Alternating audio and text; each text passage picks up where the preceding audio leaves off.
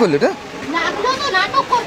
আচ্ছা, রিজার্ভেশন কিন্তু টিকিট কাটা ছিল, তবু আমার মধ্যে আর অনিন্দিতার মধ্যে কি হচ্ছিল জানো? অনিন্দিতা বলো কি হচ্ছে তোমার মধ্যে? হ্যাঁ দেখেছো, ওর আর আমার মধ্যে একই হচ্ছে, টেনশন। কারণটা কি জানো? ট্রেন আমাদের জন্য দাঁড়িয়েছিল। আর কেন দাঁড়িয়েছিল জানো? ফুল ভিডিওটা দেখলে তোমরা বুঝতে পারবে। আর যাদের সঙ্গে আমরা গেছি তারা বসেছিল, কিন্তু ট্রেন আমাদের জন্য দাঁড়িয়েছিল।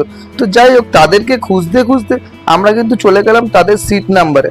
যদিও তাদের মুখটা দেখানো বারণ, তাতে কি হয়েছে, মুখ নাই বা দেখালাম, পুরো জায়গাটা তো তোমাদের দেখাতেই পারি যে কোথায় ঘুরতে গেছে আর কত সুন্দর জায়গা।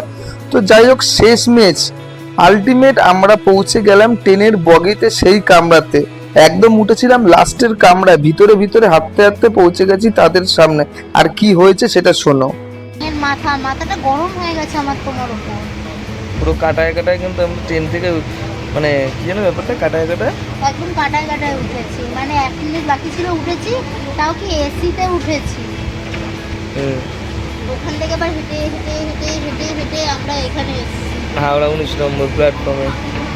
অনেকটা দূর, মান্তু তো হাঁটছে পারে না, দৌড়াচ্ছে রীতিমতো। বাবা আমার পা ব্যথা করছিল, কালকে নিয়ে আমি কত হেঁটে হেঁটে শপিং করি। তার মধ্যে একটা জুতো কিনেছে, একদম একদম মানে 5 বছরের গ্যারান্টি ওয়ালা জুতো। আমার না এখানে ব্যথা করছে। 5 বছরের গ্যারান্টি ওয়ালা জুতো, সহজে ছিঁড়বে না। কোম্পানি একদম ওকে দিয়ে একটা হবে। ছিঁড়ে যাবে, এইটা ছিঁড়ে যাবে। কোনটা ছিঁড়বে? এইটা